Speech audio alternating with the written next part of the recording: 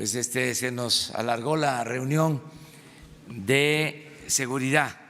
Se trataron varios temas y muy interesantes. Por eso nos demoramos, pero ya estamos aquí.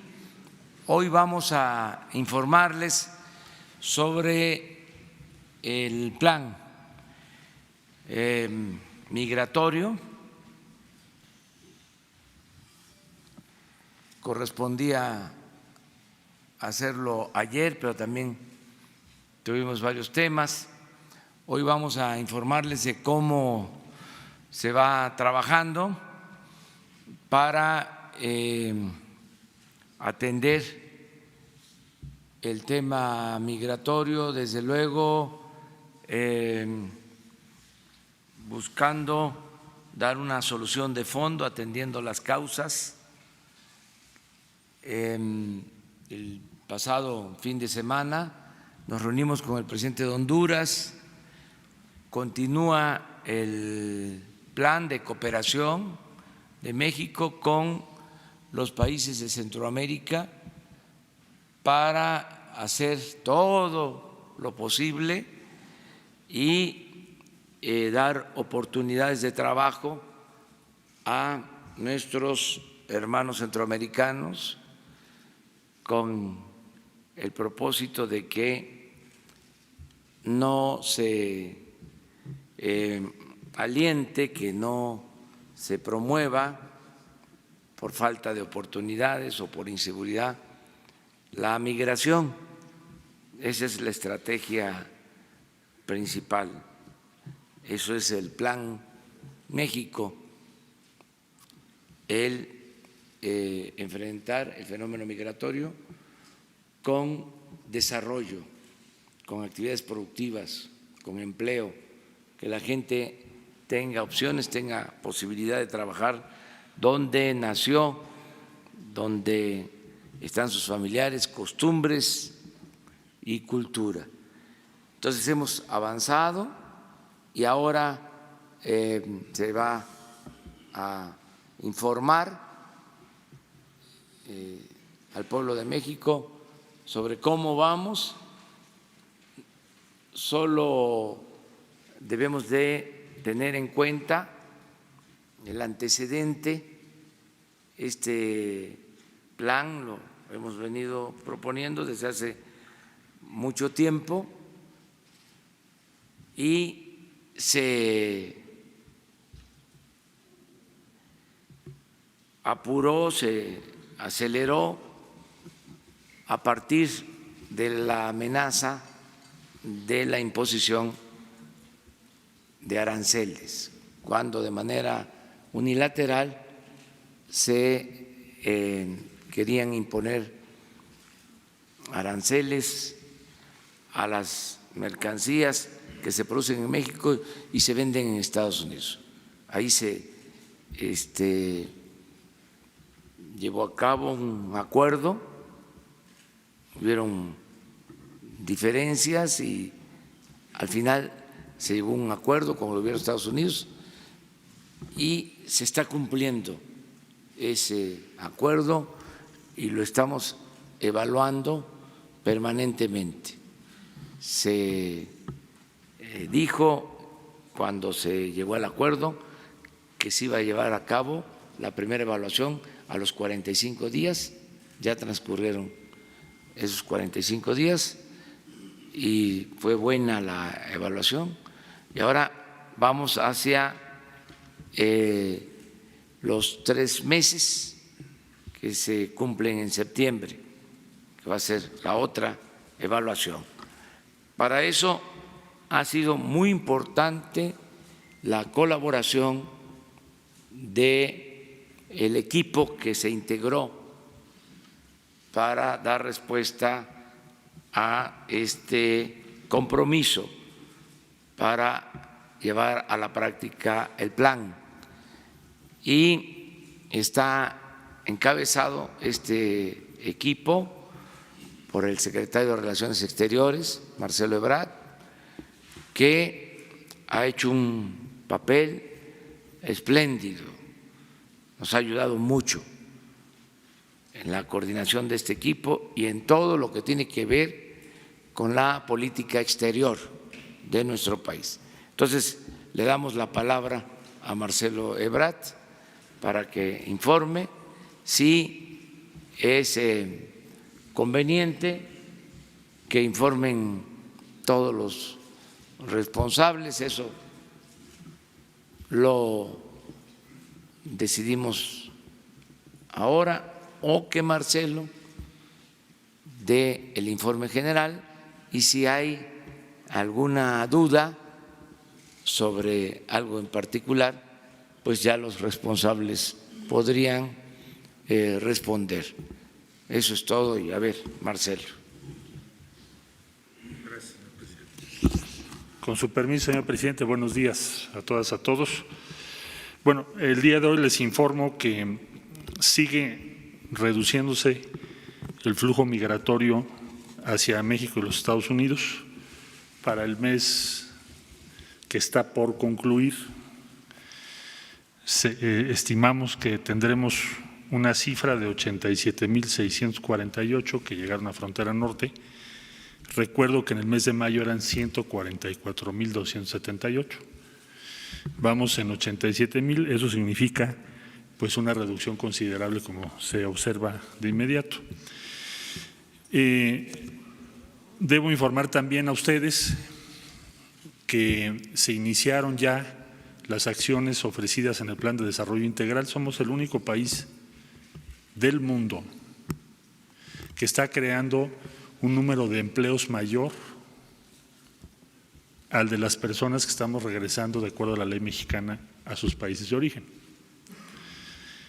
En el caso de El Salvador, de aquí al mes de diciembre habrá 20,000 nuevos empleos, principalmente en dos programas vinculados al Programa de Desarrollo Integral, al Plan de Desarrollo Integral que se preparó con la CEPAL. El primero es Sembrando Vida, que está dirigido, destinado, orientado a los municipios de los cuales proviene el mayor número de migrantes por razones de pobreza, municipios rurales, evidentemente. Sembrando Vida está operando ahí. Y el otro programa es Jóvenes Construyendo el Futuro, porque en el caso de El Salvador destaca la presencia muy relevante de jóvenes en el flujo migratorio, incluso de lo que se denomina menores no acompañados.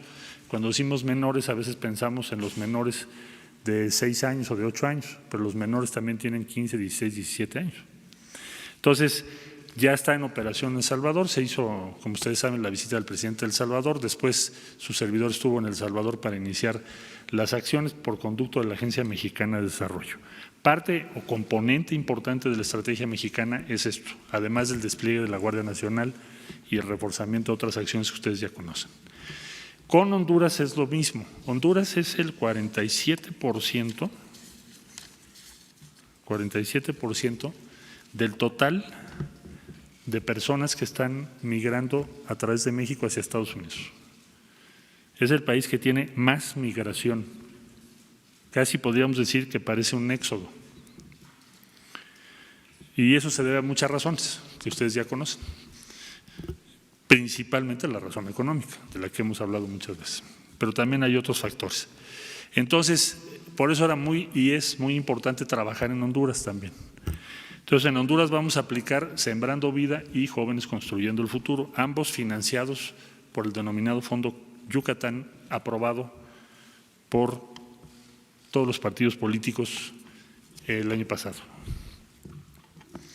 También les informamos que del Fondo Yucatán, como ya lo había yo comentado aquí, se están destinando 60 millones de pesos para apoyar al Instituto Nacional de Migración y otras acciones que tienen que ver con albergues que estaban muy abandonados. La infraestructura que se recibió cuando empezó este gobierno estaba bastante abandonada. Se están reparando, se están rehaciendo. Hoy nos informó el INAMI que ya concluyó la estación de Acayucan y que están avanzando conforme al programa en el resto de los albergues y estaciones con que cuenta el Instituto Nacional de Migración. Se sostuvo ya también la reunión número 12 del Mecanismo de Coordinación Migratoria participan 12 instituciones mexicanas, así como El Salvador, Guatemala, Honduras, Cuba, Haití. Y estamos ya preparando la primera conferencia internacional de países donantes o que serán donantes del Plan de Desarrollo Integral en favor de Sur de México, Guatemala, Honduras y El Salvador. Estimamos que esa conferencia internacional va a ser un espaldarazo, un respaldo global muy significativo para la estrategia que México ha venido promoviendo. ¿Qué es cuál? La que acabo de describir ahora en los últimos minutos. Conforme vayamos avanzando en El Salvador, Honduras y Guatemala, una vez que pase su proceso electoral, que como ustedes saben va a tener lugar el día 11 de agosto, podremos estar ya mostrando los resultados de las estrategias que estamos implementando. Esta estrategia quiere decir lo siguiente: se pueden y se deberían tomar acciones inmediatas por parte de los países que tienen más recursos para crear empleo en las regiones en las que estamos teniendo dificultades, pobreza y otros problemas, y se podría hacer en el corto plazo. Hay quien dice que no se puede en el corto plazo, que eso va a tomar muchos años, que es muy difícil. No es cierto, y lo vamos a demostrar ahora con los programas que acabo de describir. Entonces, debo decir también que el día de hoy nos reportó la Policía Federal que había una familia secuestrada de hondureños en México y ya fue liberada, rescatada por las autoridades. Entonces, al día de hoy no tenemos ninguna familia de los países que acabo de referir en situación de secuestro en México. Y esto se debe a que tenemos una coordinación muy estrecha y el objetivo es proteger a estas personas. Precisamente estaba secuestrada la familia y 3 menores. Fueron rescatados ya por la Policía Federal y los detalles se los podrán dar ellos con todo gusto de los avances logrados. Por lo que hace a la situación o respaldo a los migrantes que están esperando en México a cargo del subsecretario Duarte, están por iniciarse los trabajos en Ciudad Juárez de lo que será un punto de apoyo importante que se denominará Leona Vicario para servicio de las personas que estén esperando en México. Debo decir que ya hay 4,700 personas trabajando en el norte del país. Se les ofreció empleo y están trabajando en México conforme a las leyes mexicanas. Este sería el reporte general y estaríamos a sus órdenes para preguntas. A la izquierda, a mi izquierda. Gracias. Gracias, secretario Arturo Páramo, Grupo Imagen Excelsior. El sábado usted nos comentaba en su discurso allá en Minatitlán, que México estaba haciendo todo esto que usted describe, pero que había países entre los más ricos del mundo y Estados Unidos que no estaban haciendo nada. ¿Se ha tenido contacto con Estados Unidos en lo inmediato y otros países que podrían estar aportando algo, recursos materiales, dinero, a este esfuerzo que se está haciendo y que no lo han hecho y habrá algún tiempo, una temporalidad para que comiencen a participar efectivamente con hechos en este programa que México está encabezando? Sí, con mucho gusto, claro que sí.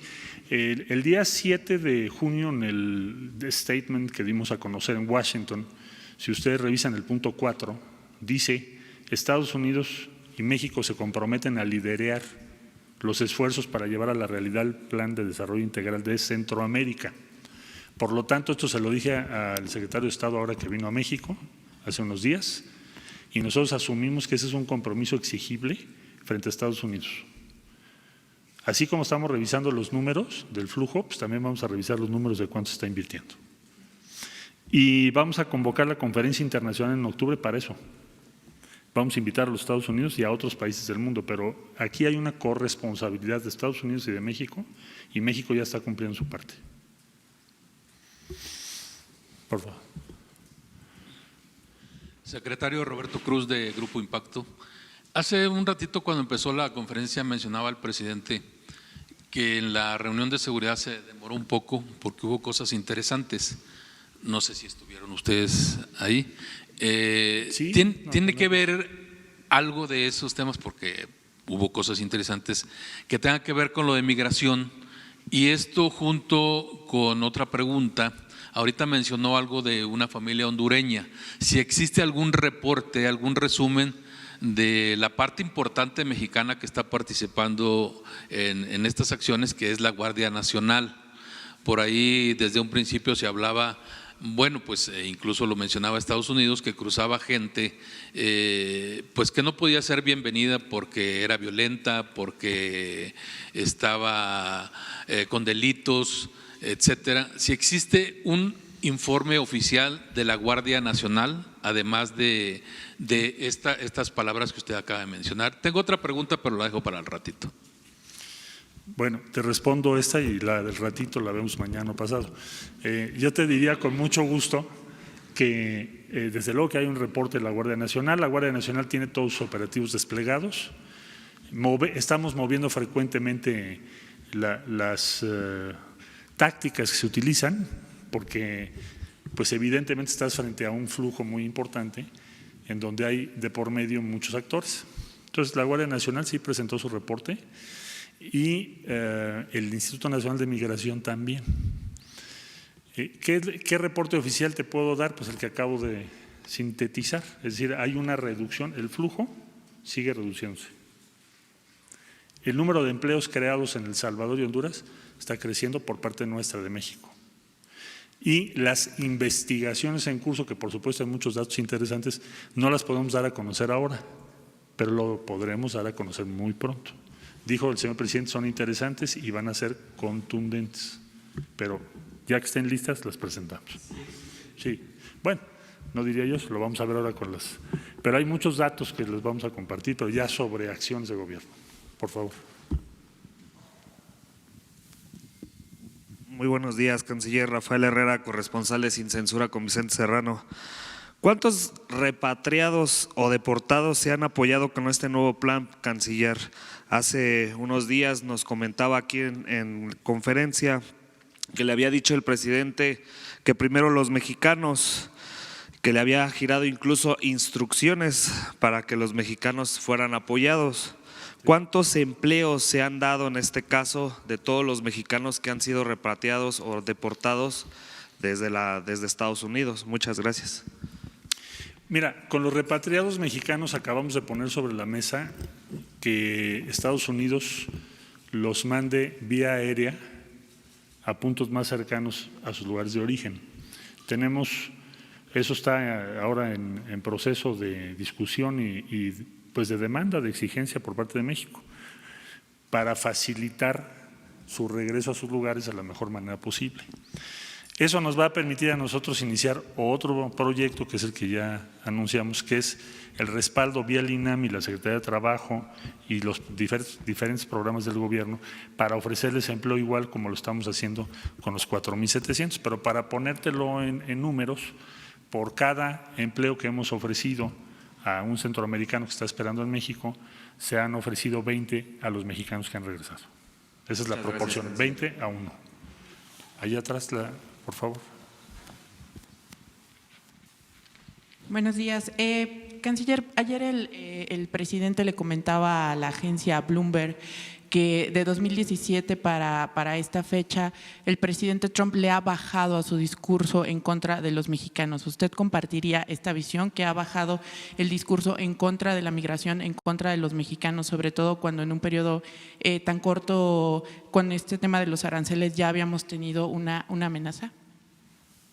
Sí, comparto por lo afirmado por el presidente y habrá que estar atentos en los próximos meses, pero sí lo comparto.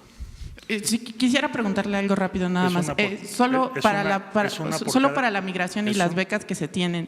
Para los migrantes iba a haber becas del programa Benito Juárez. Esos son los apoyos que se van a tener. ¿Se está contemplando? Ahorita te lo contestamos. Gracias. Sí, ahorita. Buenos días, secretario. Por eso les pido que sea una por cada quien, si no nos da tiempo. Bueno, secretario de Relaciones, Carlos Pozos, de la revista Petróleo y Energía. Yo quisiera, la pregunta es, satanizar la migración no es la solución, beatificarla tampoco, pero es bien sabido que los migrantes son enrolados en el crimen organizado para sicarios, para actos delictivos. ¿tendrán alguna cifra la Guardia Nacional o la Secretaría de Relaciones Exteriores de cuántas personas que buscando ese sueño, esa prosperidad, han sido enrolados en esas filas? Y finalmente preguntarle si el Instituto Nacional de Migración ya quedó limpio de funcionarios corruptos porque se vendían estancias principalmente a mujeres aquí europeas y bueno de muchas nacionalidades. ¿Ya está limpio de la corrupción el instituto? Hiciste dos, te contesto la dos, que es la más rápidamente. Es lo que está encabezando Francisco Garduño. No podríamos decir que ya terminamos, pero se está haciendo un esfuerzo muy grande y hay avances significativos. Pero ya no nos tardamos mucho en darles información sobre eso más detallada, ¿no? ¿Cuál es la tasa de participación, digamos, de centroamericanos, Guatemala, Honduras, El Salvador, en las detenciones en general en México respecto a delitos que nos preocupen? Muy baja, pero prometo que el próximo reporte se los voy a dar porque es un mito. Sí, es un mito. O sea, la proporción de personas migrantes involucradas en actos delictivos, desde luego que sí hay casos, pero proporcionalmente es bajísima. No es cierto que sea alta, es baja, eso es un mito, pero es un mito que se usa para estigmatizarlos y organizar reacciones en contra. Pero con mucho gusto te doy la cifra exacta en el próximo reporte, con todo gusto. Voy a pedírselo a la Fiscalía General de la República, a las fiscalías de los estados, que nos hagan favor de compartirnos esa información y se las damos a conocer. Con mucho gusto. Por favor. Gracias, secretario. Antonio López, del periódico La Razón. Insistir en este tema de los secuestros. Usted ya aclaró que no hay migrantes secuestrados en el país. En La Razón volvimos a entrevistar a Alden Rivera, embajador de Honduras en México, y él insiste que son cientos las personas.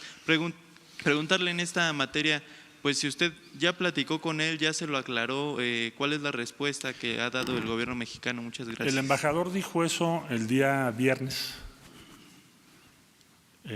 justo en las vísperas de la visita del presidente de Honduras. Yo diría en primer lugar que México es el único país ahorita que está ayudando a Honduras. No hay ningún programa de empleo de 20,000 empleos financiados por México, en este caso, o 20,000 empleos financiados por otro país en Honduras. Entonces yo creo que lo primero es, yo rescataría pues lo que ahí se expresó. Nosotros no estamos respaldando o apoyando más que a las personas que están teniendo que emigrar pues, por la pobreza extrema que hay en Honduras. Entonces, el primer punto. Lo vi el sábado al embajador y le aclaré que el único reporte que hay en México de una persona, familia, o sea, una familia, una persona, secuestrados, era el que estoy refiriendo. Todavía no se daba su liberación. No tenemos otro. Le dije, pero si usted tiene otro caso, por favor dígamelo pues, para que lo podamos atender, para que se pueda investigar, para que se pueda resolver. Y no existe otro caso. Entonces, por otro lado, le diría a usted que también le comenté, con todo respeto, que el 47% de las personas que están atravesando México provienen de Honduras. Y lo que estamos tratando de hacer, de acuerdo a la legislación mexicana, es retornarlos lo más pronto posible a su país para evitar violaciones a sus derechos. Entre más tiempo están en estaciones y en albergues, más riesgo hay de que se puedan violar sus derechos. Y la velocidad de eso depende del reconocimiento a cargo del embajador, del origen de las personas. Nosotros no podemos, el INAMI no puede regresar a una persona a un país si no está identificado su origen. Recuerda que la mayor parte de las personas no tienen identificación. Entonces dependemos del trabajo de la embajada e inclusive le ofrecimos que nosotros le ponemos oficinas en el país. ¿Para qué? Para que las personas tengan una atención lo mejor posible. Lo que siempre ha pedido México en Estados Unidos lo tenemos que hacer en México. Pero la posición de México es, me parece a mí, intachable. Le dije el sábado a la comitiva que vino, se llevan 20,000 empleos hoy en un evento. En todo un año, es lo que me decía el presidente de El Salvador, en un año se generaron, en el 2018, 20,000 empleos en El Salvador. Y en un día, México nos está dando 20,000 empleos. Y esas son las cifras, es la realidad. Entonces, la única familia está liberada. Por eso no tenemos ningún dato de otra familia que esté en esa circunstancia. Pero si lo tiene el embajador, que nos lo dé, con mucho gusto lo atendemos, como con la prontitud y celeridad que se hizo este caso. Gracias. ¿Tú? Por favor. Secretario, preguntarle sobre en Oaxaca, el Congreso de Oaxaca acaba de aprobar, tiene un mes, que Oaxaca sea una entidad santuario para migrantes. ¿Cómo van ustedes en la implementación de esta decisión que toma Oaxaca? No se van a violar los derechos de los migrantes en esa entidad, pero también implementaron allí un plan de empleo con el padre Solalinde. Si lo puede explicar y también cuáles los servicios de salud que se les están dando a los migrantes también, servicios de empleo y todo lo que implique este plan, por favor. Mire, los derechos humanos de los migrantes no se deben violar en ningún lado. Eso está en la Constitución de México. Celebro que Oaxaca tome esas decisiones y debo decir que los estados de la República en general nos han apoyado mucho en esta tarea, porque es un trabajo conjunto y también participa la sociedad civil. Hay toda una red de albergues y de personas comprometidas con los migrantes que son muy respetables y que nos han ayudado muchísimo, en Oaxaca, en Chiapas, en Tabasco y en todo el norte del país. Está participando la Secretaría de Salud, está participando el Instituto Mexicano del Seguro Social, porque tenemos que cuidar el estado de salud de las personas que están bajo la responsabilidad de las diferentes instancias del Gobierno de México. ¿Cuál es nuestro problema, inquietud principal, cuestión que nos puede llegar a preocupar mucho? Las personas que no hemos podido revisar sus condiciones médicas o que no podemos apoyar vía vacunación, por ejemplo, los menores de edad. Y eso estamos trabajando junto con toda una red que esa sí es de la sociedad civil para que esto se pueda hacer por parte de ellos o nos ayuden en eso. Entonces está participando la Secretaría de Salud, el DIF está participando de manera muy importante, toda la red de albergues del DIF, y les pedimos un protocolo que por cierto ya se va a presentar, que tiene que ver con el trato a los menores de edad. ¿Qué tenemos que hacer? ¿Cómo se tiene que hacer? Sobre todo los no acompañados, que es un porcentaje desgraciadamente muy importante. Digo desgraciadamente porque van solos o solas.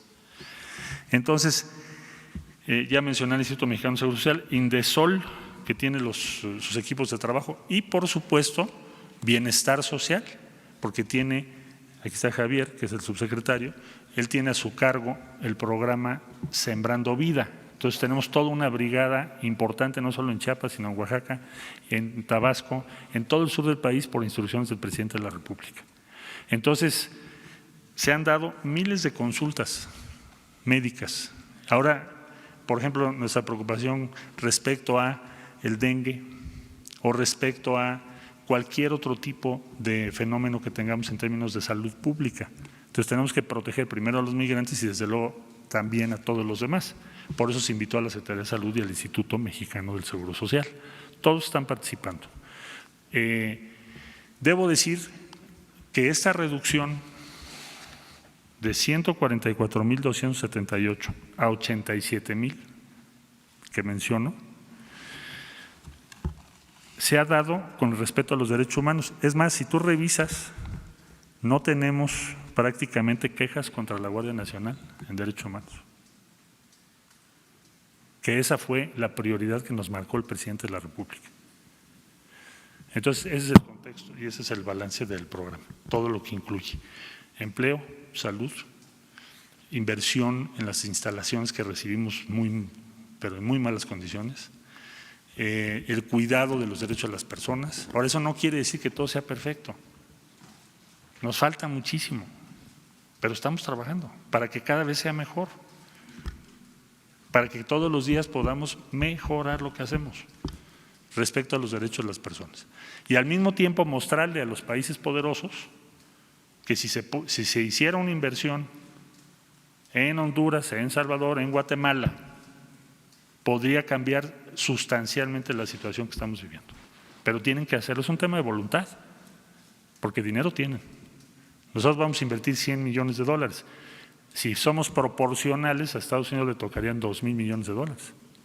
Nada más que con 2,000 millones de dólares crearías, imagínate, multiplícalo por 20, 1,200,000 empleos tal vez. Estaríamos creando un número increíble. Muchas gracias. ¿Ahí atrás? Gracias, canciller Stephen Ochoa de N40. Han pasado ya 45 días, más de 45 días desde que se implementó este plan. Estados Unidos todavía no lo firma. ¿Esperarían que antes de que se realice esta conferencia de donantes esté firmado este plan por Estados Unidos para garantizar este monto que dice? Bueno, el plan, más que firmarlo, cada país ha asentado en lo que llamamos una declaración pública su respaldo al plan, y Estados Unidos lo hizo el día 7 de junio. Y con mucho gusto yo les comparto el párrafo que es el punto 4. ¿Y por qué insisto mucho en ese párrafo? Porque nos costó mucho trabajo que estuviera. Y sí es parte del statement. El punto 1 es despliegue de la Guardia Nacional, que ya cumplimos. El punto 2, que tengamos migrantes esperando en México sus audiencias en Estados Unidos, que ya lo cumplimos. El punto 4 es el plan de desarrollo integral en Centroamérica, y México ya lo cumplió. Nada más nos falta Guatemala, que tiene elecciones el 11 de agosto. Y ahí dice, ahí Estados Unidos lo puso, pues ese statement nos compromete a las dos partes, no nada más a México. Y ahí dice en el punto 4 que Estados Unidos se compromete a liderar junto con México la aplicación del Plan de Desarrollo Integral para Centroamérica preparado por la CEPAL. Así lo dice. Entonces, para nosotros ya es un compromiso público de Estados Unidos, porque así se acordó. Así está establecido, así está escrito. Y México ha cumplido lo que se comprometió a hacer. Entonces nosotros también le vamos a decir a Estados Unidos, tú tienes que cumplir lo que tú dijiste que ibas a hacer. Porque el 1 y el 2 nos tocan a nosotros y el 4 te toca a ti. Gracias. Por favor. Señor, Mark Stevenson, de la agencia de noticias AP. Desde Nuevo Laredo siguen votando literalmente migrantes regresados bajo el programa MPP, los suben a un camión y los botan en Monterrey, o sea, sin más ni más. Como están construyendo un centro de atención en Ciudad Juárez, no es necesario o no sería necesario construirlo en toda la frontera donde están regresando migrantes. Y por otra parte, usted ventiló el caso de Celaya, de la empresa de camiones de transportes que literalmente tenía una operación industrial. ¿Hay algún detalle que nos puede dar si estas empresas camuflajeaban sus camiones para transportar migrantes con nombres de empresas que realmente las camiones no eran de esas empresas? Sí, es muy importante lo que estás mencionando. Hay una de las cosas interesantes que mencionó el presidente son los avances que tenemos en esas investigaciones, pero estamos, por supuesto, y tenemos que hacerlo, respetando los tiempos y los procedimientos que establece la Fiscalía General de la República. Lo que sabemos es que, desde luego que sí, esos trailers, es sofisticado cómo lo organizan, porque tienen diferentes denominaciones. O sea, sí hacen como un camuflaje, ponen uno como frigorífico, tú lo ves, es un frigorífico, pero llevan adentro 100 personas, 150 personas o más, en condiciones muy riesgosas. Nuestra principal preocupación ahí es evitar que vayamos a tener una tragedia en transportes de ese tipo y puedan morir muchas personas, incluidos menores de edad. Entonces, sí hay una investigación en curso, pero yo no podría dar las conclusiones de esa investigación hoy porque no me corresponde, pero sí la hay. Y no solo de Celaya, ya de varios puntos. Y respecto a los migrantes que están esperando en México, a ver, hay una red en la frontera norte. Históricamente hay una red tanto de los gobiernos locales como de la sociedad civil, una red muy importante. Entonces, lo primero que se hizo por parte del subsecretario Duarte fue respaldar esa red. El paso número 2 es crear nuevas facilidades cuando tenemos necesidad de hacerlo. Ahora, ¿qué hemos visto? En Tijuana un descenso muy grande, muy grande. En Yuma un descenso muy grande, del lado nuestro Sonora. En Ciudad Juárez una tendencia a la baja, muy importante. Entonces, no debe pensarse que en todos los puntos de la frontera estamos teniendo que recibir más migrantes todos los días. Está variando los números, hay lugares donde están bajando sustancialmente.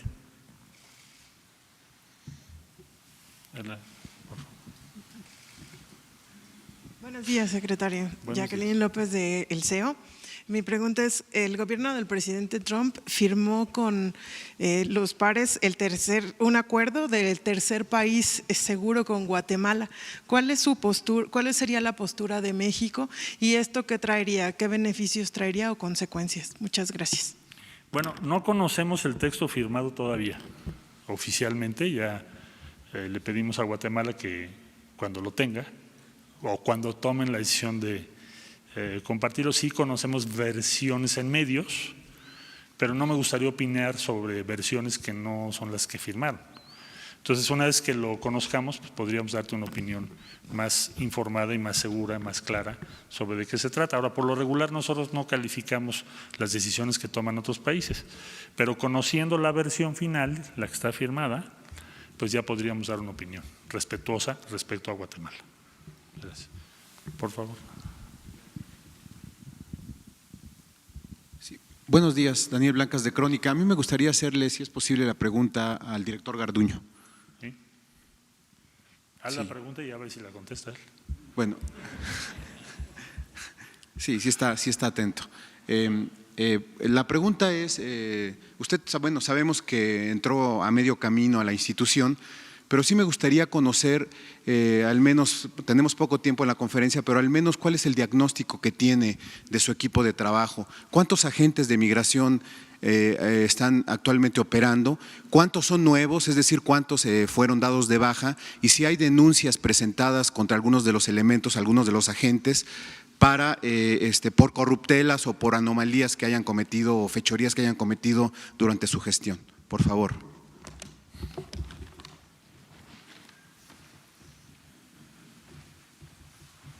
Complemento la información del canciller en relación a que hay investigaciones que están en secrecía, hay denuncias en las contralorías y finalmente pues esto no ha concluido, es la presunción de inocencia, pero finalmente sí hay investigaciones. ¿Sabe cuántas? Relativas. Aproximadamente menos de 500 y más de 400.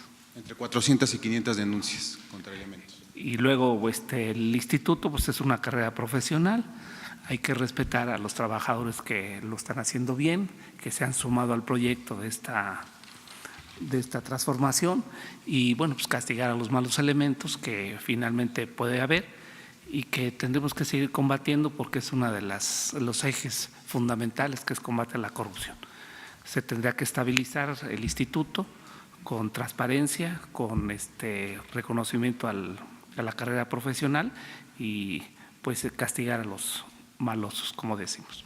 ¿Cuántos elementos hay actualmente? ¿Cuántos agentes hay? Hay 5.400 empleados en el Instituto Nacional de Migración, hay 1.500 agentes federales de migración y se han sumado de algunas otras áreas para reforzar estas tareas del control seguro, ordenado en la frontera sur.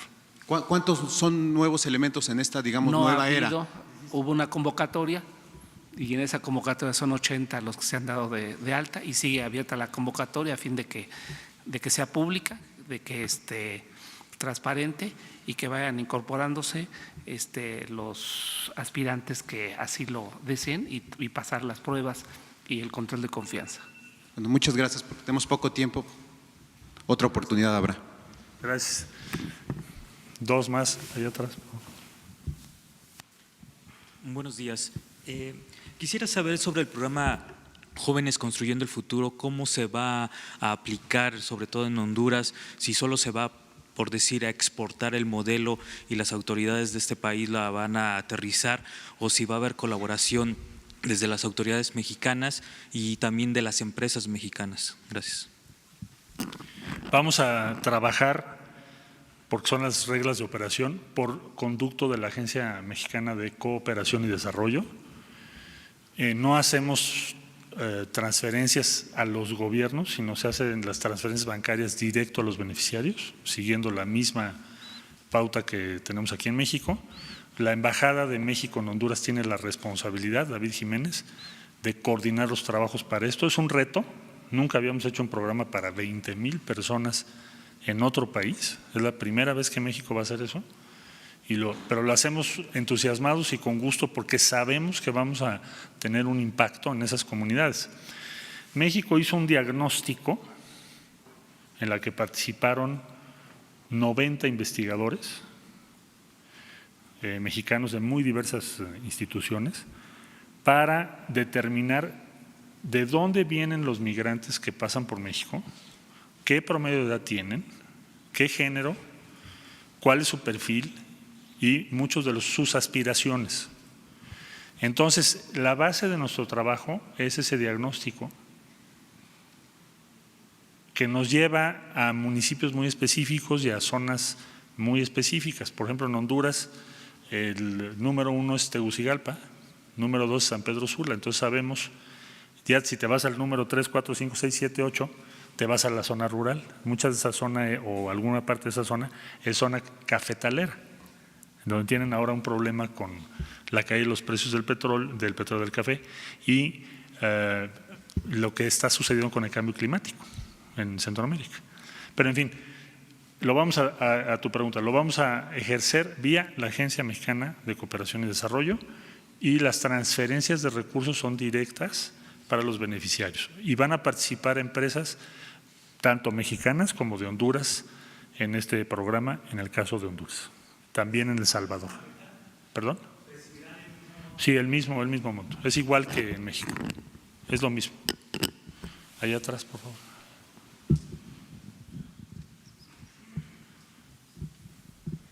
Buen día, Daniela Escobar, corresponsal de Tiempo.tv Coahuila. Preguntarle, usted acaba de decir que Estados Unidos no se comprometió con un acuerdo y no lo está cumpliendo por falta de voluntad. No hemos dicho eso.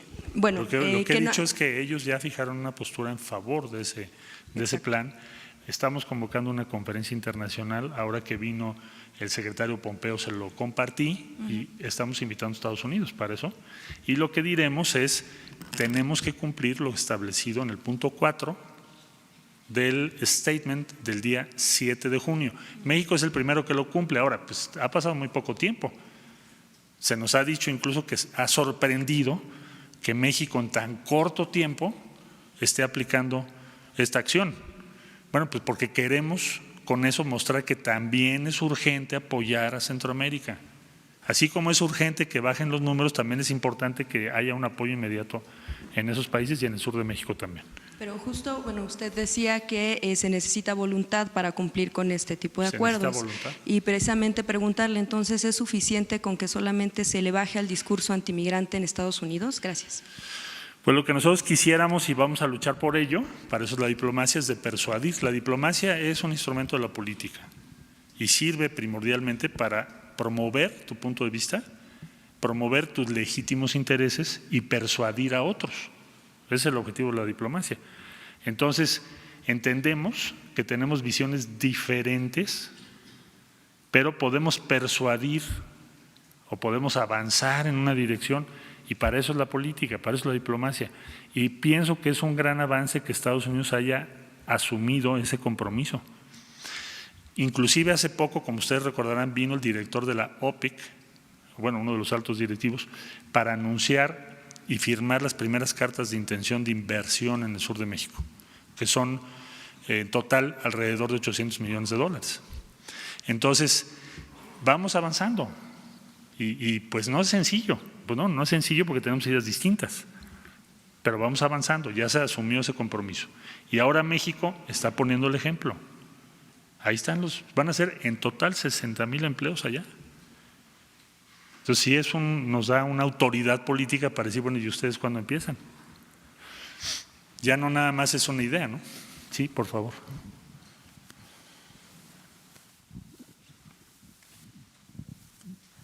Secretario, buenos días. Noemí Gutiérrez de Efecto TV.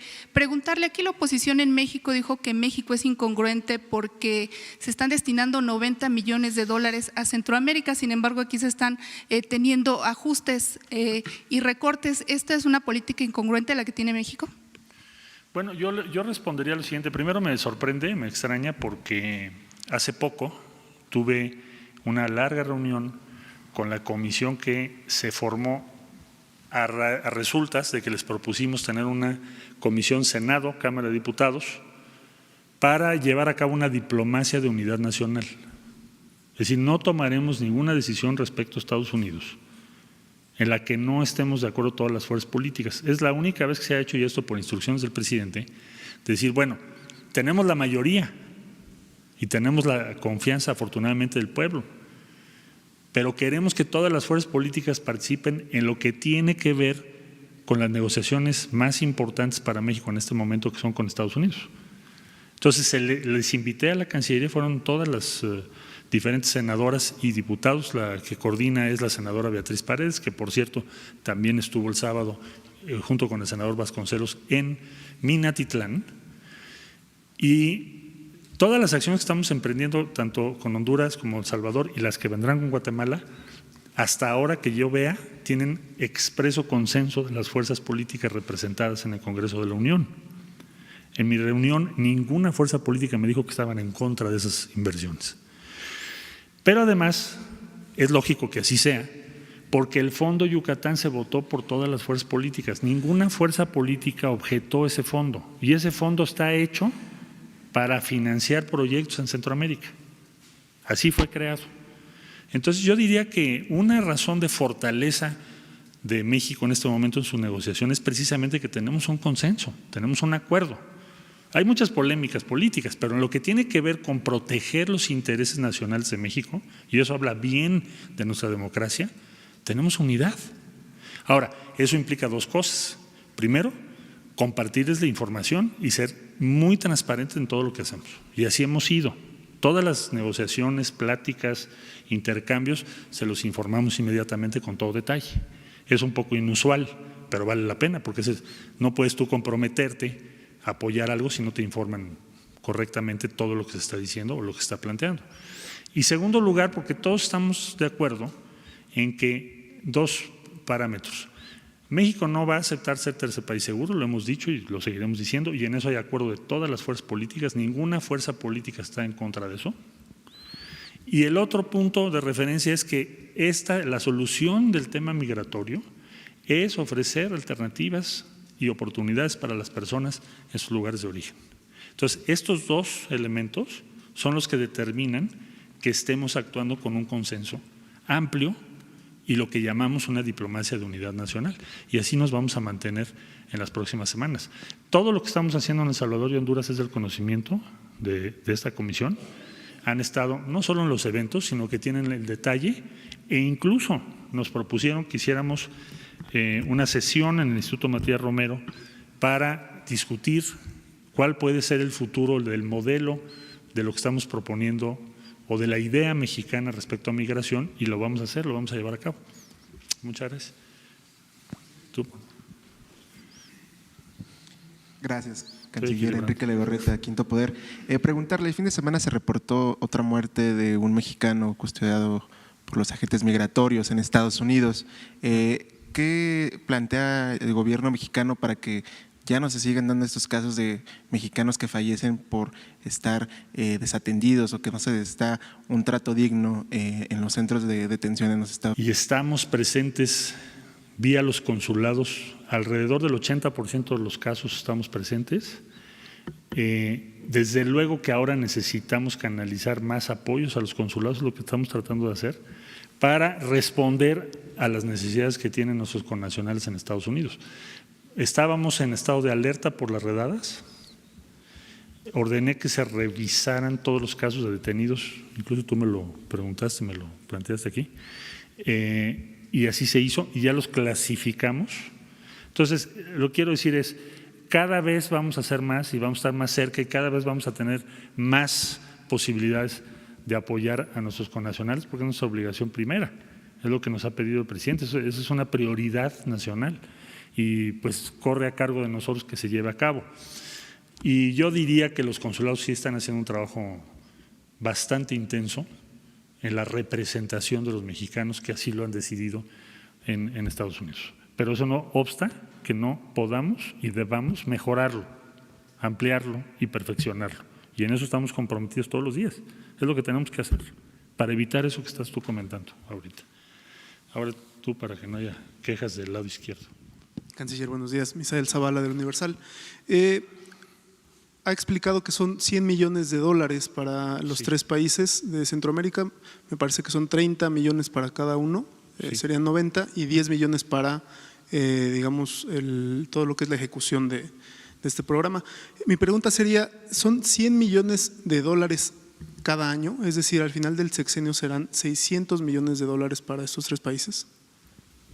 Puede haber variaciones en ese monto porque depende de la autorización que nos dé el Congreso de la Unión cada año, pero yo supondría que el diseño de este fondo y inclusive lo que guardamos para el año entrante, estamos utilizando la mitad del fondo y tenemos reservas para mantener el 2020 con el mismo ritmo, incluso más allá, llegaríamos hasta 2021, pero supongo que el Congreso sí nos apoyará para mantener ese rubro y ese monto a lo largo de todo el sexenio.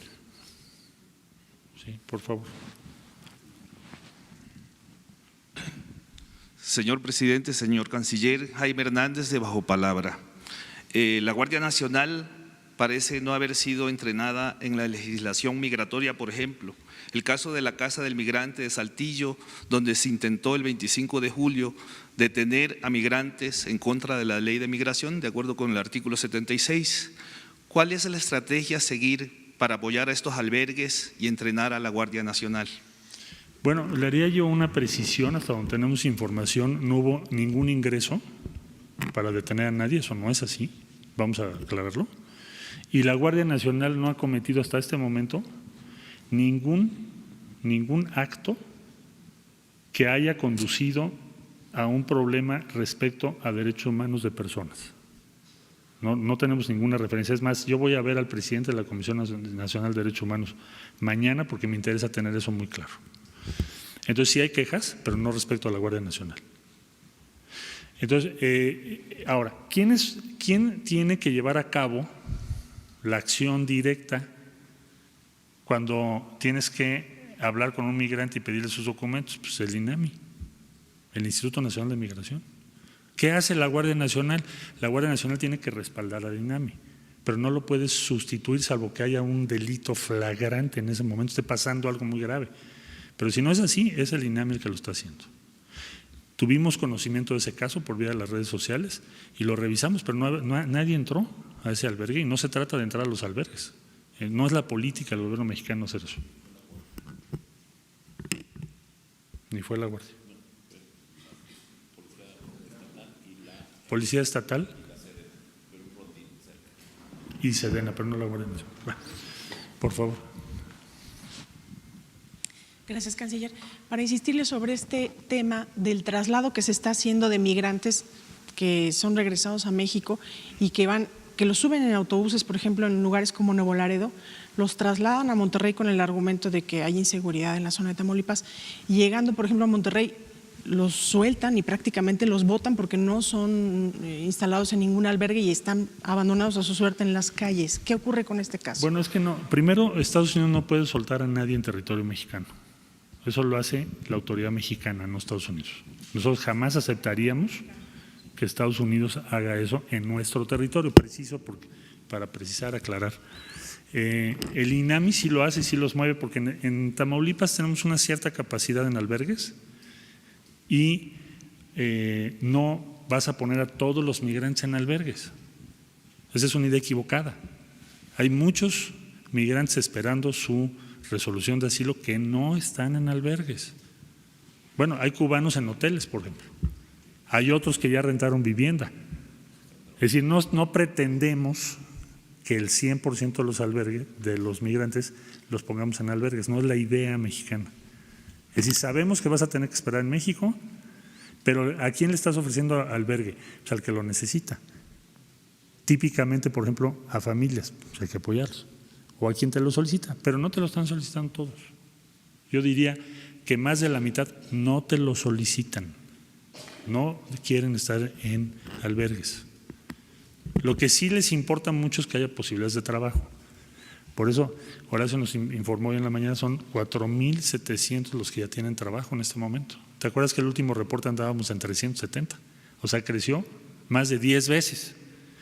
Entonces, y vamos a seguir en esa misma línea de trabajo. El número de personas que nos están regresando varía por cada punto. En Tamaulipas es más alto, porque llega más gente a Tamaulipas. Pero si te vas a Tijuana, no llegan a 30 al día. ¿A qué deberíamos de llegar? Pues a números cada vez menores, para que no tengan todo. Imagínate tú, ya cruzaron su país, ya cruzaron México, ya llegaron a Estados Unidos, luego tienen que esperar aquí no sé cuánto tiempo que les den una audiencia. Entonces, se les da el apoyo, pero no debe pensarse. Caso de Monterrey, por ejemplo, que dices que están en las calles, no lo creo que estén masivamente en las calles, pero te ofrezco que lo puedo revisar, pero no puede ser simplemente porque los números no dan. No estamos nosotros poniendo gente en la calle, es decir, traer el INAMI y dejarlos en la calle así nada más que yo sepa, no se está haciendo eso, pero te ofrezco, y está aquí el director del INAMI, que lo revisemos con mucho gusto. Ahí atrás y si les parece, tomamos esa y otra. Gracias, canciller. A sus órdenes. Nancy Rodríguez, de Oro Sólido. Canciller, seguramente usted junto con el presidente han analizado profundamente que en estos países, al igual que en México, el cáncer ha sido la corrupción, pero allá están peor que aquí, canciller. Hay una oligarquía entre familias no más de 20, entre 10, 20, en El Salvador, en Guatemala, en Honduras. Pero ustedes no podrán intervenir como aquí en México en cuanto a sus políticas anticorrupción del señor presidente o de austeridad. ¿Qué plan tienen en este sentido? ¿Qué han dialogado? ¿Qué han analizado ustedes en relación a este tema, que es de fondo? Gracias, canciller. Sí, con mucho gusto le diría yo que México, la cooperación mexicana, que ahora nos convierte en el país con más cooperación en términos de empleos en esos 3 países, en Honduras, El Salvador y próximamente Guatemala. Nosotros partimos de la base de nuestros principios constitucionales. El primer principio constitucional es la no intervención. Nosotros no le vamos a decir ni a El Salvador, ni a Honduras, ni a Guatemala cómo se deben de organizar o cómo debe ser su gobierno o qué leyes deben cambiar, porque si el día que hagamos eso, pues estaríamos ya igual que otros compañeros que a eso se han dedicado. México no va a hacer eso, porque es una prohibición constitucional, no es opcional. Tenemos nuestras opiniones, pero nosotros no somos ni pretendemos intervenir en esos países. Ahora, ¿cómo vamos a garantizar la transparencia de los recursos que se van a usar? Que sería la pregunta, entiendo, de usted. Los va a ejercer la Agencia Mexicana de Cooperación y Desarrollo.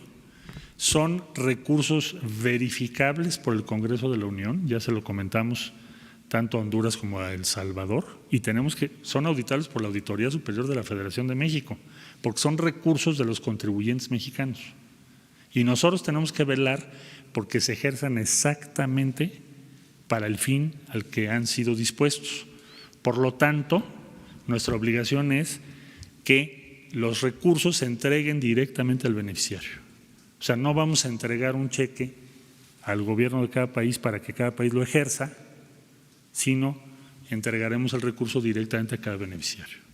Y están plenamente conscientes, por supuesto, los países, los gobiernos, de que estas son las reglas y las normas mexicanas. El año entrante pues tendremos auditoría de la Auditoría Superior de la Federación, y eso lo sabemos todos, sobre todo la Agencia Mexicana de Cooperación y Desarrollo. Entonces vamos a ser muy cuidadosos en el ejercicio de esos recursos para garantizar que tengan el destino para el que fueron diseñados o propuestos o asignados. Bueno, última pregunta, por favor. Buenos días, canciller Diana Ventáez, de Diario 24 Horas. Preguntarle si Estados Unidos le ha informado de cuántas solicitudes de asilo ya se han resuelto para los migrantes que están esperando en México y cuántas esperarían resolver al término de estos 90 días, este plazo que se había establecido con el gobierno de Estados Unidos. Entre el reporte que tenemos, aunque no oficialmente, pero lo voy a pedir por vía oficial, es que entre soluciones y personas que ya no se presentan a la audiencia, no sé en qué proporción, es alrededor del 40%. Pero lo pediré por escrito para dárselos a ustedes. Pero oralmente nos han dicho que alrededor del 40%. ¿Y cuánto se esperaría que se hubieran resuelto estas solicitudes de asilo ya cuando se cumplan estos 90 días de que pues se sería ese porcentaje, ¿no? Lo que esperaríamos, que esté en torno al 40%. Eso será parte de la evaluación que también debe presentarse. Es uno de los puntos. Gracias. Y eso se vence más o menos el 6 de septiembre. ¿Sí? Muchas gracias por su atención.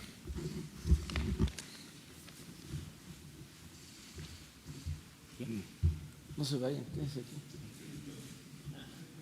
Bueno, ya es muy amplio el informe, también buenas preguntas y bien contestadas. Si les parece, vamos con 5 preguntas generales y concluimos la conferencia del día de hoy. Yo nada más les informo que Jesús les va a dar a conocer lo del plano del departamento donde estoy viviendo, en Palacio Nacional. Una copia, no tienen, a ver por qué no lo ponen de una vez, y ya con eso terminamos la conferencia del día de hoy. 5 preguntas. A ver, contigo. Pero a ver, de los que no han preguntado, ¿no? ¿Les parece? Es una pregunta. Sí.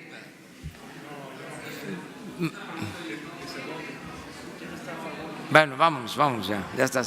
Pero sí los 4 restantes nuevos. Va. A ver, presidente, es un tema que se trató hace algunos días, que provocó suspicacia y es un tema interesante. Hubo un tema que sacó a luz el compañero Olvera, el tema, repito, es interesante, sobre que existen grupos, partidos, PRI, PAN, PRD, Verde, Movimiento Ciudadano, medios de comunicación y empresarios que, según dijo él, fraguan un golpe de Estado. Digo que el tema es fuerte e importante porque, como lo hemos visto en otros países, eso lo realizan los militares descontentos, no la sociedad civil, y ya hay mucha gente preocupada y platicando sobre el tema, en redes sociales principalmente. Mi pregunta, usted ya dio su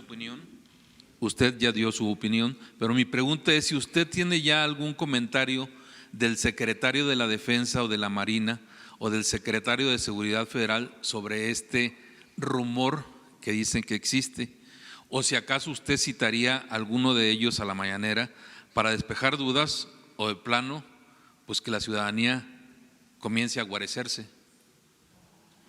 No, al contrario, estar tranquilos, estamos bien y de buenas. Ayer lo dije en una entrevista a una agencia especializada en economía, la agencia Bloomberg. Estamos muy bien, la gente está muy contenta con el cambio, hay felicidad en nuestro pueblo. No puedo repetir aquí lo que me expresan, pero también en las redes sociales, un actor bueno, no porque simpatice, sino porque es un buen actor, la verdad. Acaba de expresar, declaró de que no se le quita todavía la felicidad de haber votado por la transformación. Entonces, la gente está contenta con el cambio. Y hay algunos que están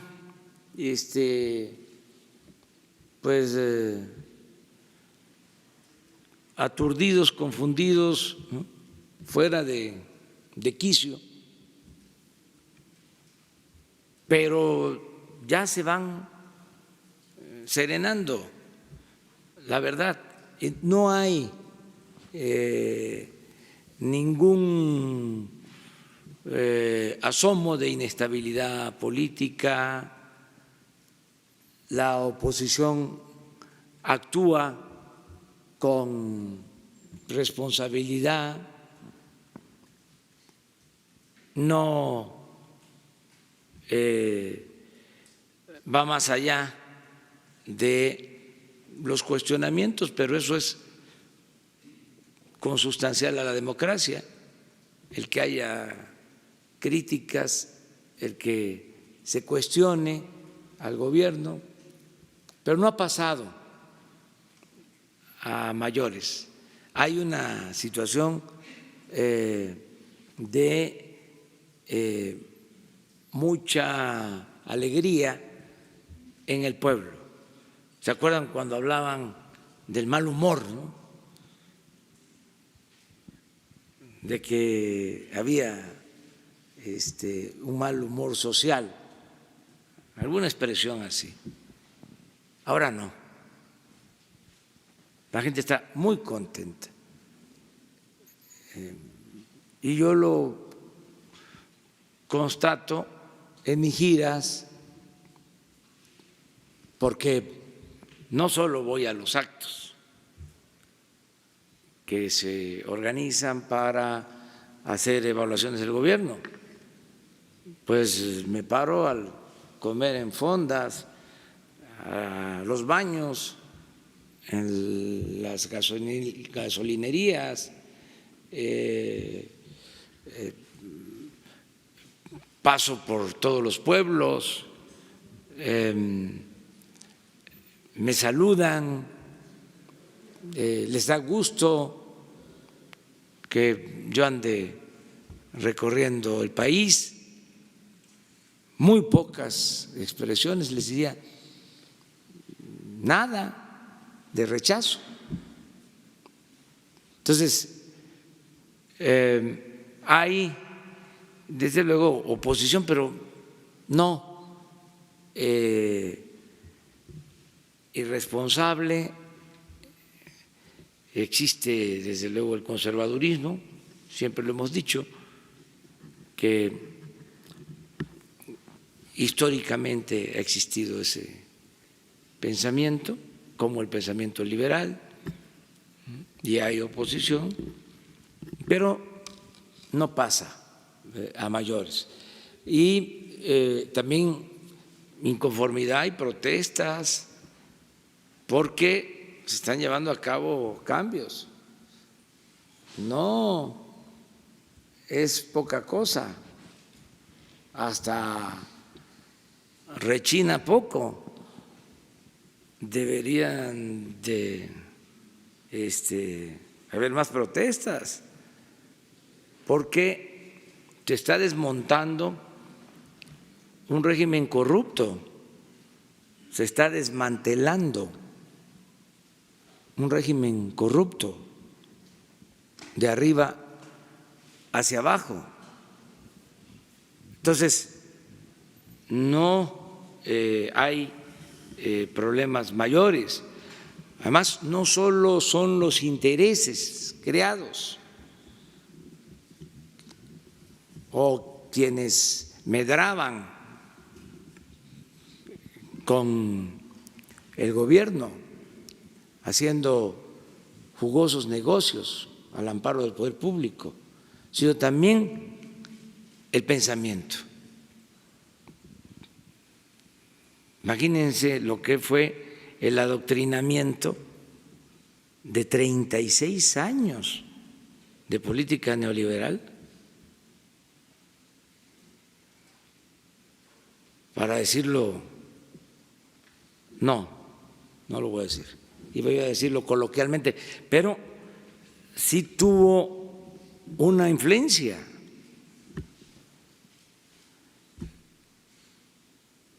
Porque fueron muchos años de formación en una doctrina. Es como cuando cae la Unión Soviética,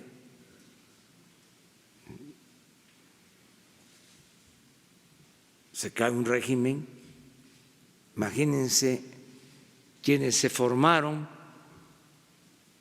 en ese pensamiento, es muy fuerte la readaptación. Es lo mismo un economista. Ayer le dije en la entrevista al director de Bloomberg algo que creo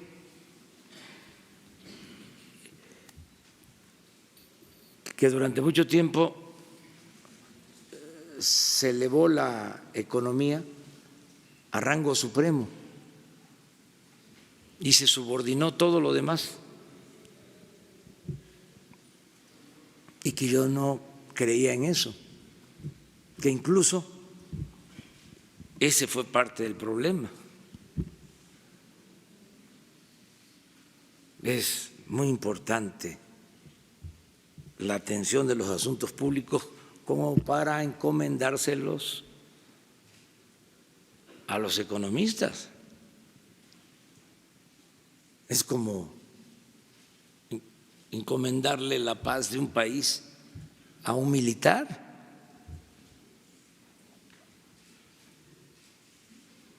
No es posible. Entonces, ahora es distinto.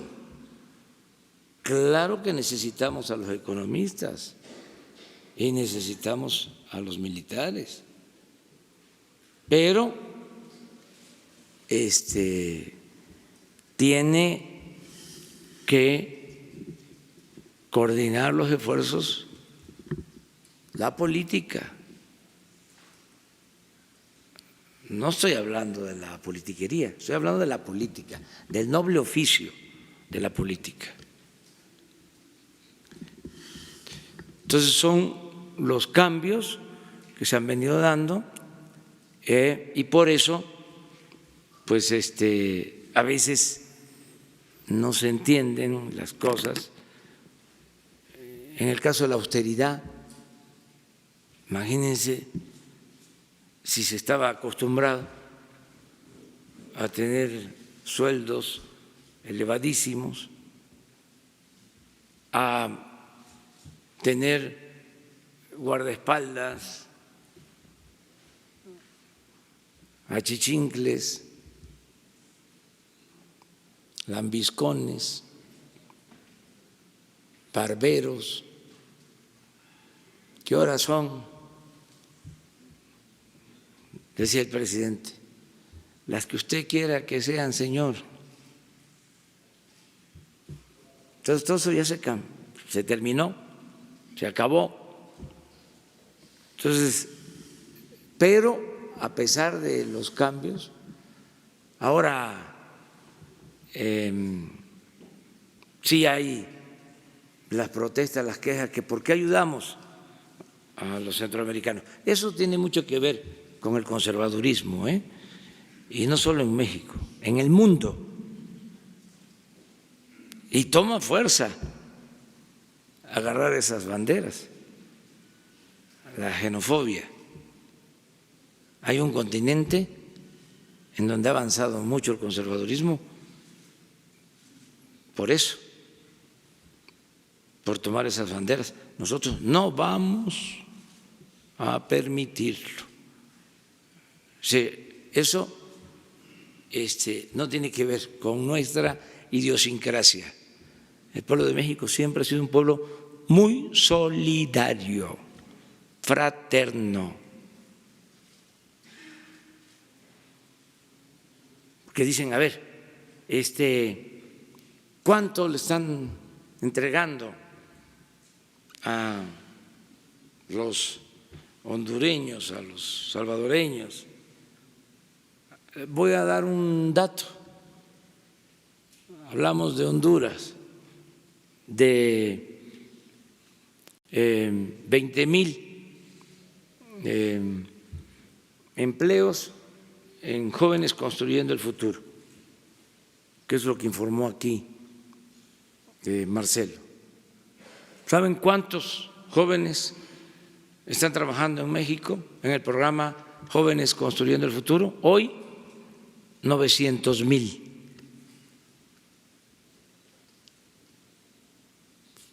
¿Qué dicen los conservadores, los que están a favor de la xenofobia? ¿Por qué a Honduras y por qué no a México? 900,000 jóvenes, lo puedo probar, están trabajando como aprendices en México. ¿Qué no podemos apoyar con 20,000 a Honduras? El otro programa, Sembrando Vida,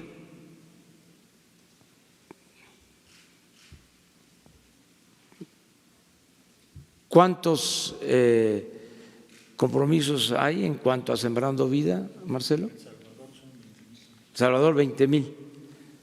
Y están trabajando, Sembrando Vida, en México, 226,000.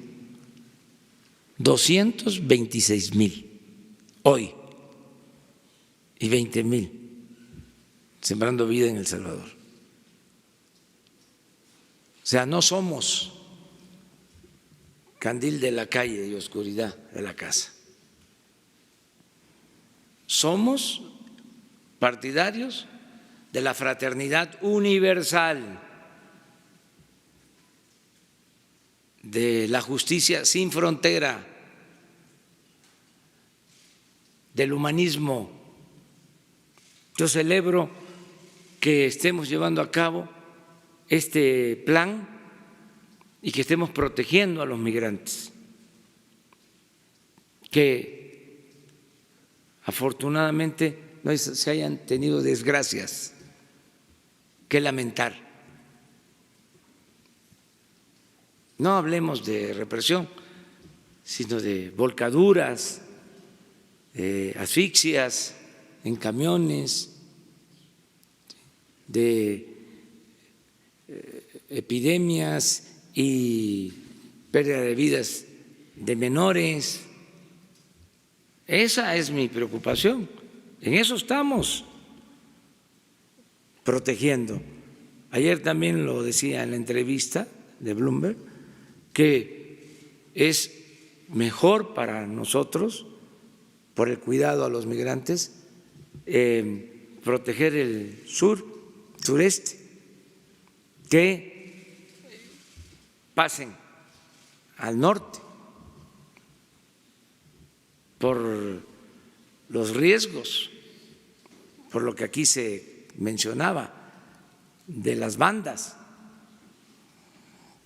Entonces los estamos cuidando, son nuestros hermanos. Claro, tenemos que cumplir con nuestras leyes, tiene que haber orden, la democracia es orden democrático, y seguir convenciendo y persuadiendo de que lo mejor es la justicia, la paz, es fruto de la justicia. Entonces, vamos a continuar de esta manera. Gracias, presidente. Buenos días, Nayeli Roldán, reportera de Animal Político. Dado que la estafa maestra documentó un sistema de corrupción y no solamente un caso, No solamente estaba implicada Rosario Robles, sino también el gobernador del Estado de México, por ejemplo, Alfredo del Mazo, Emilio Lozoya, Gerardo Ruiz Esparza. Y en total fueron 11 titulares de diferentes dependencias y organismos implicados, insisto, en un sistema de corrupción que desvió más de 5,000 millones de pesos de recursos públicos. La pregunta, presidente, es: ¿usted instruirá a organismos como el SAT o la Unidad de Inteligencia Financiera para que justamente investigue cómo fue este flujo de dinero? Porque esas entidades pueden determinar perfectamente en qué cuentas bancarias terminaron esos recursos desviados a través de empresas fantasma. Bueno, puntualmente 3 cosas. 1, 0 corrupción. Y agrego, 0 impunidad. 2, no solapar actos de corrupción. No somos tapadera. 3, se está apoyando a la Fiscalía General en todo lo que nos solicita, porque la Fiscalía tiene abiertas investigaciones en este caso y todos los informes que tienen que ver con datos de inteligencia financiera. Hay la instrucción precisa a Santiago Nieto de que se entregue toda la información y la Fiscalía va a resolver. No hay impunidad para nadie. Entonces hay que esperar nada más que concluyan las investigaciones y los procesos legales. Claro, solo que en este caso, presidente, solamente existen denuncias específicamente en contra de la Sedesol y la Sedatu, que justamente encabezaba Rosario Robles. La pregunta es si su gobierno también investigará al resto de implicados en este sistema de corrupción, porque en estos casos no hay denuncia, tendrían que interponerlas. La Procuraduría está, en este caso la Fiscalía, está haciendo la investigación y amplia, sin limitaciones.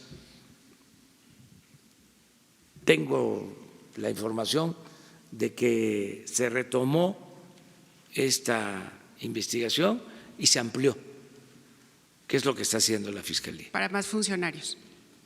No sé exactamente, pero como se dice en estos casos, lo que resulte de la investigación, sin límites, todos los que puedan estar implicados. Se llama declarar, ese es el procedimiento, y de esa forma van saliendo, ¿sí? Hipótesis y se siguen las investigaciones para que haya justicia y se tome en cuenta a todos los implicados, que no haya protección para nadie. Pero eso corresponde a la Fiscalía y nosotros aportar toda la información que nos soliciten sobre esto. 2, vamos 2. A ver, bueno, pues este es el departamento. Ya estaba construido.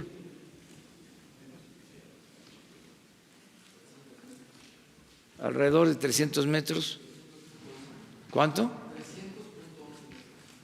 Sí. Lo rojo son 2 habitaciones y un estudio. y lo que está en azul claro es cocina, sala y comedor. La ubicación es así, se las encargo a ustedes, que son mirones profesionales.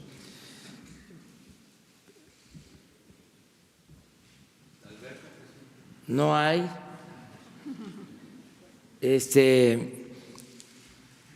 Me ayuda mucho el estar aquí, porque me ahorra como 2 horas diarias.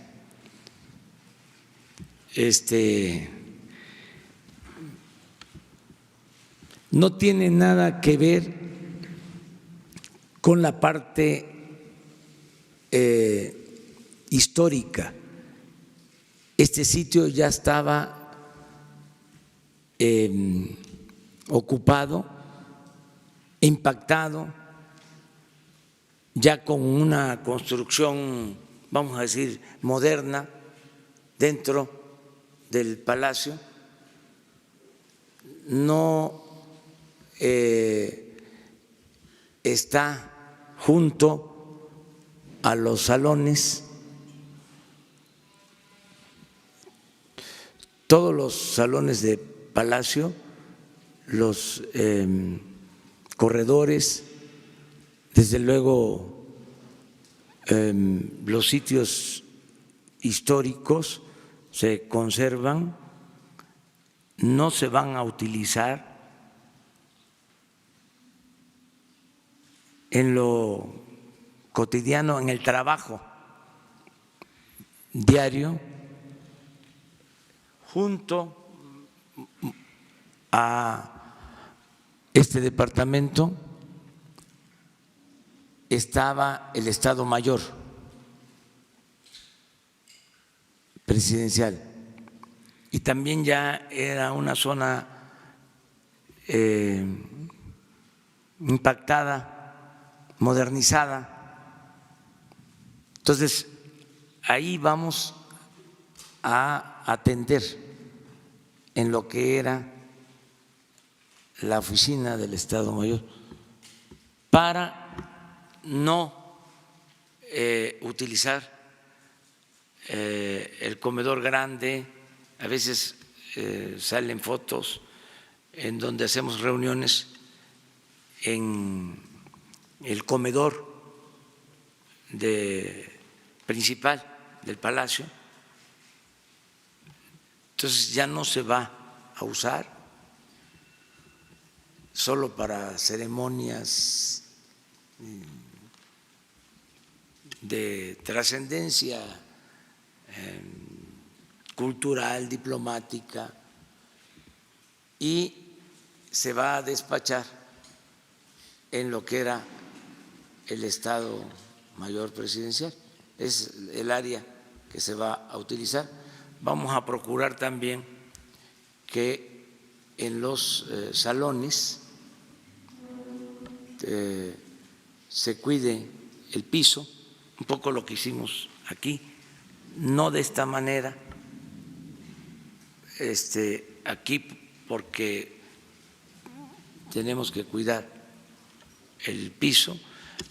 Allá estamos buscando la forma de que en los salones haya como una alfombra, pero angosta, para que se puedan apreciar también los pisos, pero caminando por en medio, por esa alfombra. Cuidar este palacio, que es de todos los mexicanos y es nuestra historia, porque este palacio tiene pues 500 años, y si tomamos en cuenta que se construyó encima de las pirámides de los centros ceremoniales de Tenochtitlán, pues tiene todavía mucho más, y es la historia de nuestro país. Desde la colonia, el siglo XIX y el siglo XX, estaba no ocupado, prácticamente no se despachaba aquí, todo era en Los Pinos. Ahora pues aquí se atiende todo lo público. Muy bien. Gracias, señor presidente. Buen día. Alejandro Lelo, de la Red Grupo Cantón. Preguntarle al presidente sobre la ley que se acaba de aprobar ayer en Tabasco. Hay dos versiones, dos visiones sobre esta ley. Una que termina con los chantajes que ha habido durante muchos años a empresarios, al mismo gobierno, a la CFE, a Pemex, para no dejarla trabajar, para que no haya obras. Por otro lado, también hay quienes la ven como la ley Garrote, que va a impedir manifestaciones y demás, porque, por ejemplo, extorsión a empresas aumenta la pena de 10 a 20 años de prisión. Ese es el rango de la pena. Impedir por cualquier medio la ejecución de trabajos u obras privadas o públicas, de 6 a 13 años de prisión.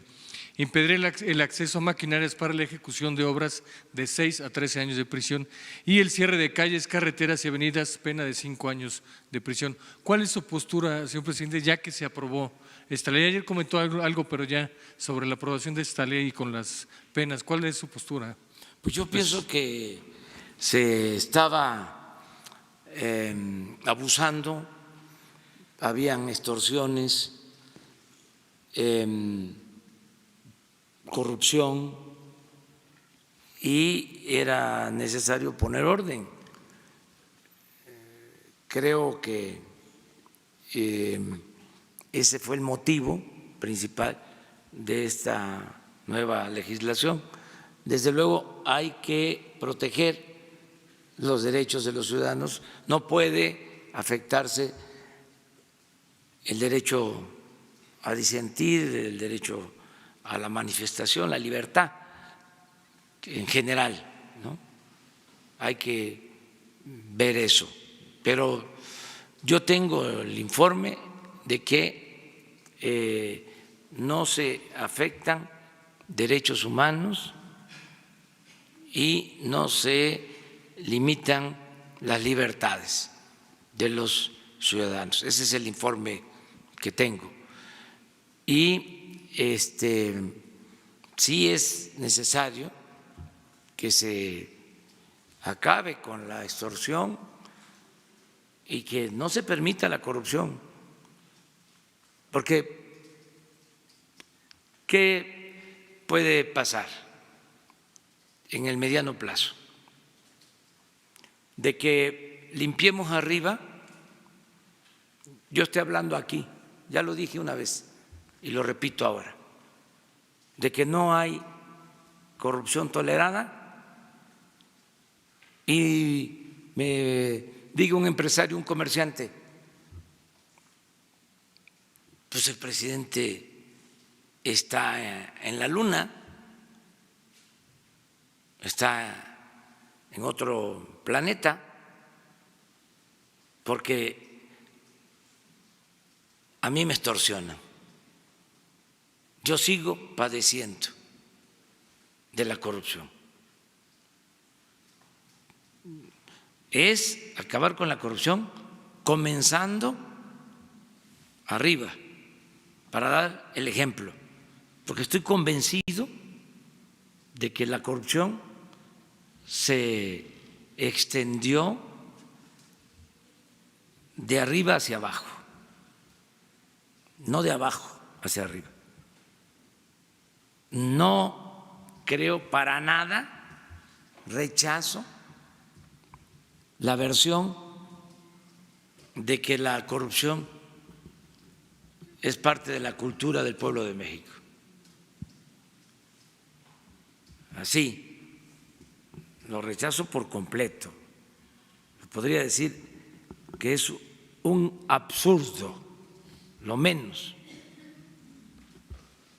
porque en nuestro pueblo siempre, lo he dicho, hay una gran reserva de valores culturales, morales, espirituales. El problema se creó arriba, se dio el mal ejemplo arriba, y por eso hay que acabar con la corrupción de arriba para abajo, cómo se barren las escaleras. Y esa es otra diferencia que tenemos con el conservadurismo. ¿Saben qué hacían los conservadores? Hablaban nada más de la mordida, hasta hacían encuestas y dejaban carteras con señalización o identificación en la cartera para ver el grado de corrupción de un país. En las casetas telefónicas colocaban para ver cuántos hablaban devolviendo la cartera. Y en función de eso decían, este país es más corrupto que este otro. Pero arriba no se medía la corrupción. Entonces, la medían nada más abajo, solo las mordidas, no las tarascadas.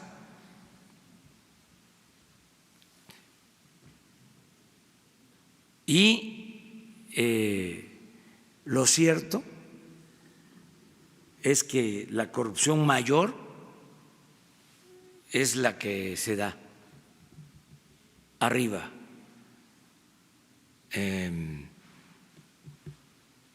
La complicidad del poder económico con el poder político, los saqueos permitidos. Imagínense modificar las leyes para robar, y pasaba de noche todo eso. Voy a seguirlo diciendo, 25 años considerando que la corrupción en México no era delito grave y que se podía salir bajo fianza.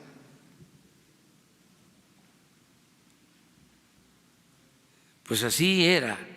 Entonces, ahora tiene que cambiar todo, todos aportarnos bien, empezando arriba.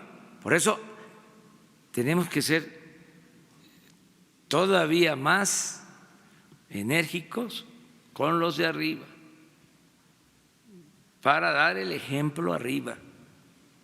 Nada de que voy a perforar un ducto, voy a sacar gasolina de un ducto con una toma clandestina, porque todos roban, porque yo no. Si miren cómo viven los políticos, colmados de atenciones y de privilegios, y yo estoy en la pobreza, no tengo nada. Entonces, que ya no haya esa justificación. Es decir, arriba no se roba y no se debe de robar abajo. Entonces, las leyes que sean necesarias. Por eso, si estamos convirtiendo en delito grave el robo de combustible, y estamos convirtiendo en delito grave la corrupción, también delito grave la facturación para la evasión fiscal. Y les adelanto, voy a enviar, antes de que comience el periodo legislativo, el periodo ordinario, voy a enviar una iniciativa para reformar el artículo 28 de la Constitución y que sea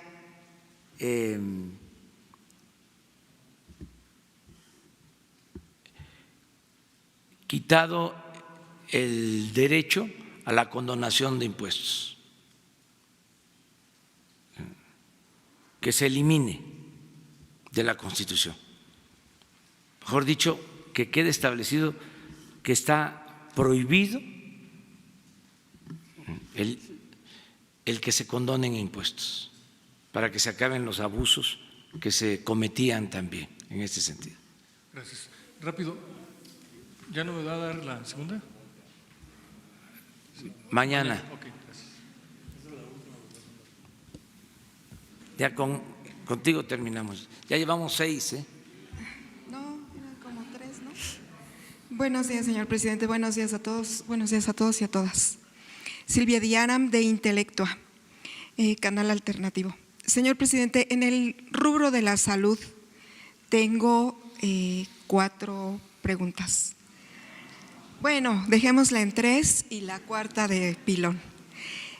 Una, ¿podría ser que la odontología llegara a todo el sector de la población a través del sistema de salud de bienestar? Odontología hace muchísima falta en todos los sectores de la población, sobre todo en los más pobres. 2, la población entre 30 y 67 años que son discapacitados tienen muchísima duda si van a entrar al programa de ayuda. Es gente que tiene que comprar aparatos ortopédicos, son carísimos, no hay descuentos, tienen que comprar desde cremas especiales, medicinas especiales y muchas cosas. Y hay mucha gente que necesita verdaderamente la ayuda. 3, hay modo de que exista un programa especial para transporte en referente a los discapacitados. ¿Por qué me refiero a esto? Porque hay personas que no se pueden trasladar en servicio urbano, necesitan taxi, los taxis no dan descuentos. Los autobuses foráneos sí, algunos dan descuentos, pero no todos. Y las líneas aéreas, pues bueno, ni hablemos de ellas porque en su vida han hecho un descuento para discapacitados. Y el pilón, podría haber modo de que se pasaran los cintillos con todo lo que usted dice, con todo lo que los secretarios y los directores dicen y con todas las preguntas de los periodistas y de toda la gente que participamos aquí, porque existe mucha gente que no lee el sistema de señas y se quedan en blanco y quieren participar y quieren ser activos en todas las conferencias y no pueden. Eso es todo, señor presidente. Gracias. Pues vamos a lo último. En los actos ya se hace. Sí, pero las conferencias no. Bueno. No se hace. Solamente el sistema de señas, y cuando es en YouTube, entonces sí. Pero en… Lo vemos. Sí, en la televisión no hay cintillos. No hay. No, véanlo, chéquenlo, que lo chequen, sí, por favor. Lo vemos. Que lo chequen. Lo vemos. Ajá. Lo del transporte, pues sería un programa especial, se puede revisar. Lo de ampliar la edad, estamos empezando por niñas y niños discapacitados pobres, que significan 1 millón. Es el compromiso que tenemos. En la medida que tengamos más presupuesto, lo vamos a ampliar. Y se están haciendo también excepciones. Cuando se trata de gente mayor, muy humilde, muy necesitada, se hacen excepciones. Pero en una primera etapa es niñas y niños, pobres, todos. Es 1 millón de pensiones este año. Yo espero que nos vaya bien, que son 3 cosas, ¿no? Lo que ahorremos por no permitir la corrupción, lo que ahorremos por no permitir los lujos en el gobierno con el plan de austeridad republicana, y lo tercero, que al crecer la economía, en la medida que vaya creciendo la economía, vamos a tener, sin aumentar impuestos, nada más porque va a haber más dinero, vamos a tener más recaudación y vamos a tener recursos. Esto implica también que yo espero que se recupere la producción petrolera, tengamos excedentes del petróleo. Durante mucho tiempo el petróleo fue un aporte fundamental al presupuesto, llegó a ser hasta del 40% del presupuesto, el ingreso proveniente del petróleo, y eso se cayó en este último periodo, pero estamos procurando de que aumente la producción y tengamos excedentes. Acerca de las especialidades en atención médica, la odontología es lo mismo. Estoy visitando hospitales y sí hay, no en todos, sí, pero sí. Pero hace falta personal. Hace falta personal. Lo que me estoy encontrando es de que nos faltan especialistas en los hospitales, se cubren a veces se cubre a veces un turno, un radiólogo que está nada más hasta las 4 de la tarde, ya en el turno de la tarde, de la noche, no hay en hospitales. Y menos un fin de semana. Sí, y no hay en fines de semana. Entonces, estamos trabajando de esto. Además, no se tienen en los hospitales rurales, sobre todo donde se atiende a la gente pobre, todas las especialidades. Entonces, estamos trabajando esto, fortaleciendo desde luego la medicina preventiva, el que tengamos atención desde las unidades médicas rurales, los centros de salud y estos servicios. Va a depender también de los recursos. Yo espero que vamos a mejorar mucho en todos los servicios educativos y de salud. Es el propósito, son prioridades que tenemos. Y ahora sí, nos vemos mañana. No se le olvide el ICEMIM del Estado de México. Sí. Necesita una buena limpia, desde con jalé, con lejía y con todo. Sí.